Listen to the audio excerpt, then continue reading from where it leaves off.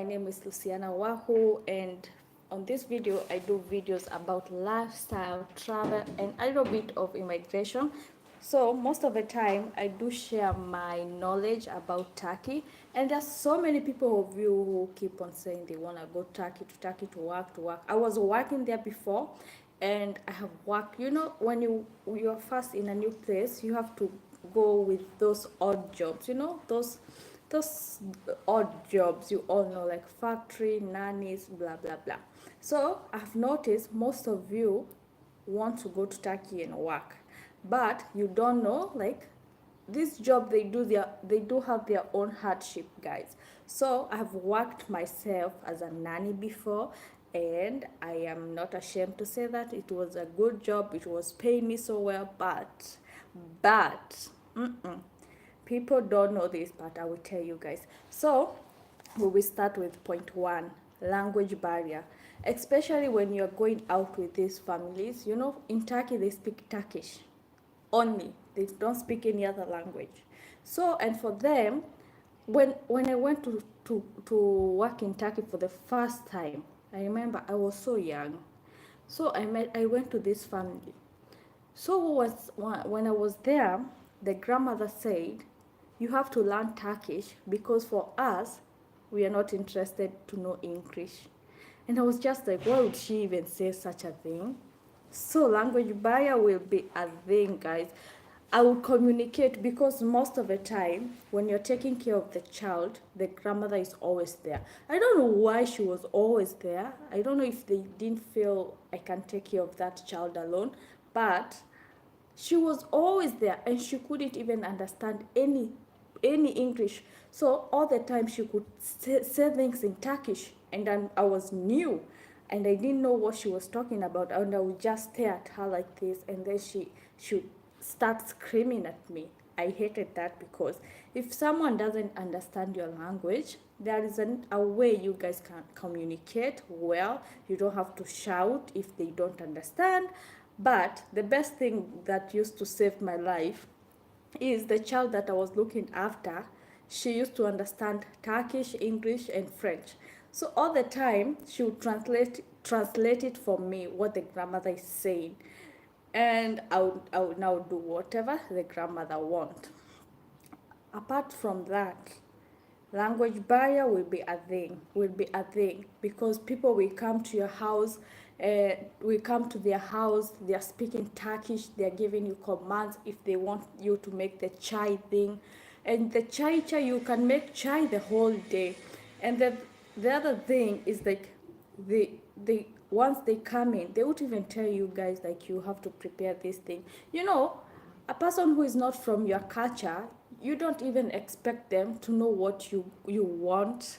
So I felt like this grandmother was a little bit mistreating me because I was so young and I was so polite. I didn't know how to say, I didn't know how to tell my boss, like, I don't feel comfortable with this. But I remember one day I told my boss, so the daughter, I told her, "Oh, your mother, she's so hard to live with, and I don't know if I can do this anymore." When she told me, so my boss told me, "Oh, that's how my mother is. You have to just don't mind about her so much and everything, all that." So that was my hardship number one. Number two is, like, there is no, like, the hours of you working, they are not even flexible. You work from, because for me, I used to wake up at 7. So you wake up at 7, you make your breakfast, you eat, you prepare the breakfast. After you eat your own breakfast, now you start preparing others people breakfast.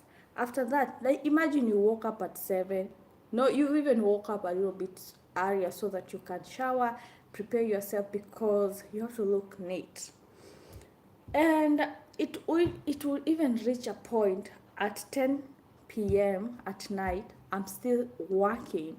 They are requesting things. If visitors come, you can't sleep. You have to be there with them because they need you to prepare these things, this snack, so you have to be awake. Most of the time, it's not okay. If you say we'll be working for 8 hours, 8 hours, don't go ahead and say, and no, if you work overtime, they should pay you your overtime money, but they don't want that.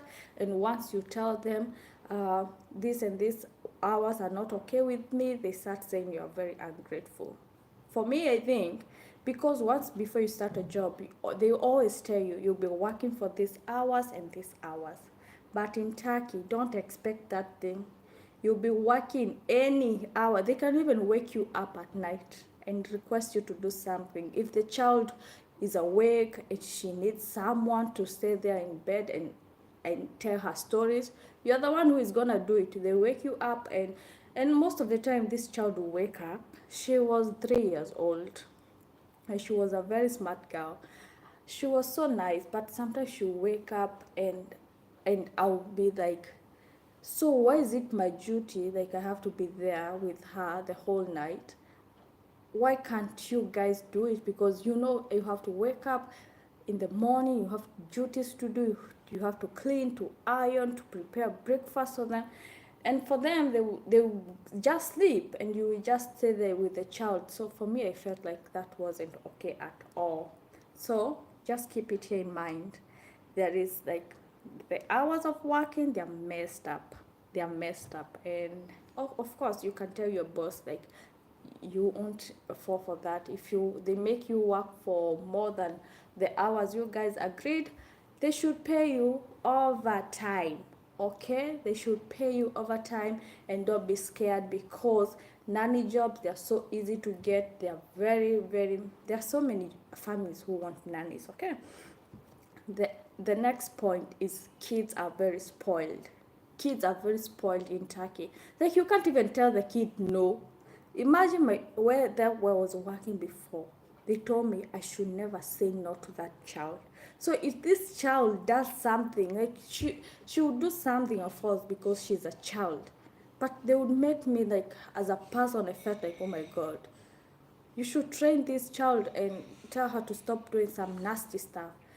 Once you tell that child, no, don't do this, the grandmother was always like, don't tell my child no, nobody tells this child no.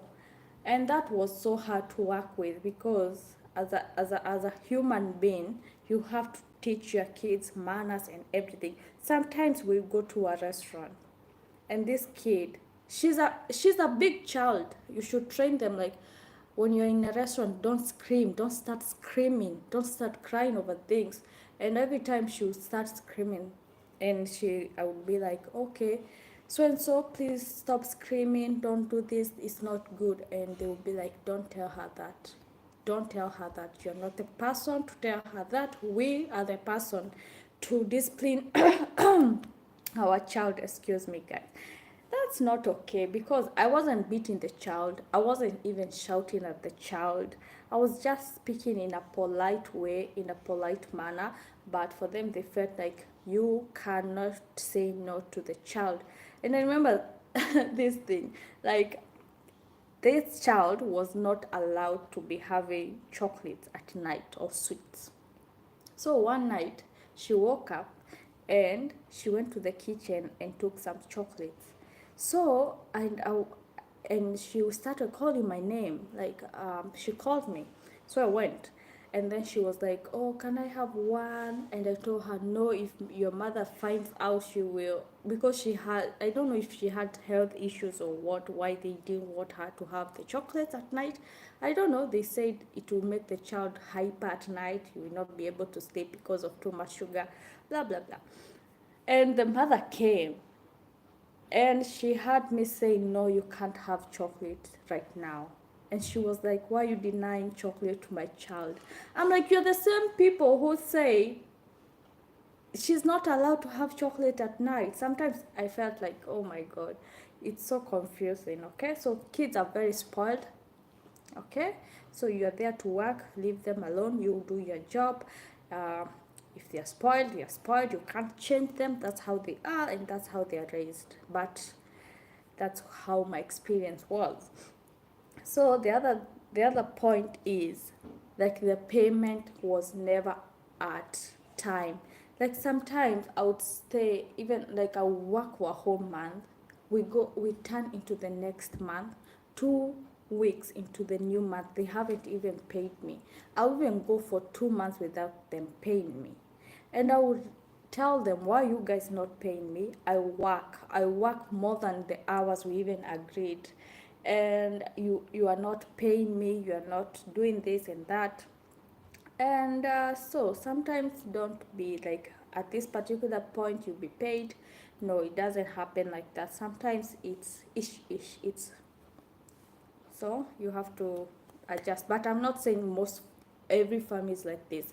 I'm just giving my experience where I was working, and that was my experience. I was never paid on time. So if you need something or anything in between the month and they haven't even paid you, how can you even be able to get whatever you need? So that was my experience, and I'm not saying all families are the same. So the other thing is the competition. Yeah, the competition. I think Turkish people, they love to work with us Africans. Yes, they do, because you're just there to earn money. You're just there to learn. Also, it's a good way of you learning their language. It's a good way of you learning the culture. But the competition with the Filipino guys, Filipino people, I'm like, I remember I was working with a Filipino. She would say yes to everything, and sometimes I would say no, because it doesn't fit with me.